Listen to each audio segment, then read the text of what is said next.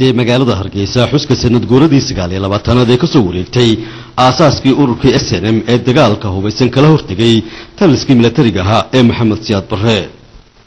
Munaasabadan waxaa ka soo qayb galay mas'uuliyiin ka socday saddexda xisbi ee Soomaaliland, xubno ka tirsan saraakiishii iyo aasaasayashii ururka SNM iyo qaar ka mid ah dadweynaha ku nool magaalada Hargeysa. Xogayaha guud ee xisbiga talada haya ee udub jaamac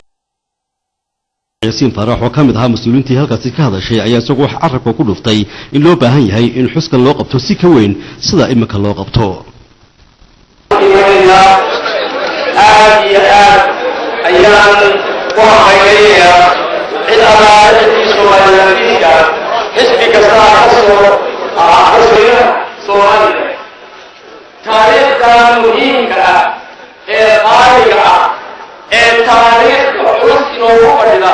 sida ay uga soo qayb galeen reer Soomaaliland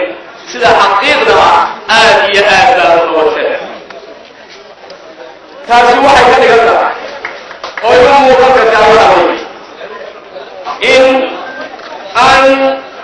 ragii dhaxalka talada ragii siyaasadda ama ciidanka u ahaa ururkii xoreynta Soomaaliyeed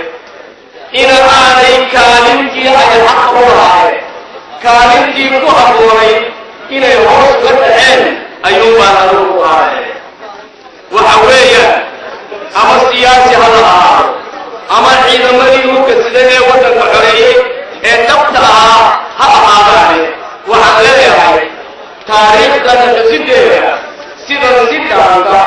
taariikhaha dambe ee soo socda ha loo quweeyo oo ha loo qiimeeyo ayaa leeyahay. gudoomiyaha xisbiga kulmiye isla markaasina ah gudoomiyihii ugu muddada dheeraa ee hogaankii SNM ayaa isaguna halkaasi ka hadlay. gudoomiyaha xisbiga kale ee mucaaradka ee Soomaaliland Faysal Calawraabe ayaa isna hadallo ku wajahan munaasabadan fagaaraha ka yiri.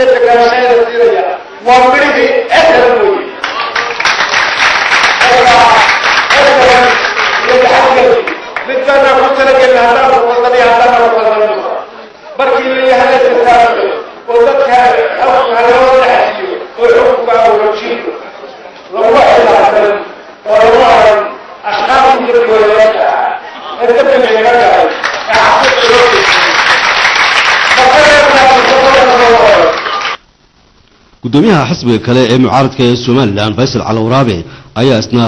hadallo ku wajahan munaasabadan fagaaraha ka yiri. waxaan barnaamij dambeeyay wixii ka socday ku hoomay waqti walaal ku hoomay wixii ka socday xaalada u dambeeyay wixii ka socday iyo Faysal walaasha walaal inoo soo baahan ma qadka inaan taasiisu tagalimaysaa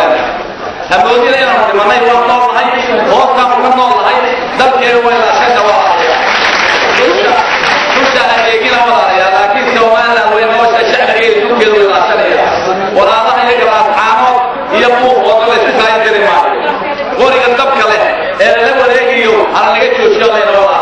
munaasabado kale oo kala duwan ayaa lagu qabtay qaar ka mid ah gobolada Soomaaliland waxaana meelaha kale ee munaasabadaha aasaaska SNM lagu qabtay ka mid ah magaalada Berbera oo maanta munaasabad weyn oo isla arintan la xiriira lagu qabtay halkaasi oo hadalay ka soo jeediyeen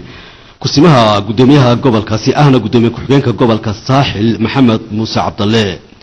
iyo gudoomiyaha Sooyaal ee Saaxil Daahir Yaasiin iyo qaar ka mid ah halgamayaashii ururkaasi SNM oo ay ka mid yihiin Maxamed Baashe Talaato Codle iyo saraakiil kale oo kala duwan oo ka tirsanaa ururka SNM. sanadkii 1981 bishii Abriil 6 ayaa magaalada London ee waddankaasi Ingiriiska lagaga dhawaaqay ururka SNM kaasi oo dagaalo xiriira oo qaraar oo foolka foola taliskii military ee dawladda Maxamed Siyaad Barre kaga xoreeyay gobolada Soomaaliland bilowgii 1991 Axmed Xuseen Warsame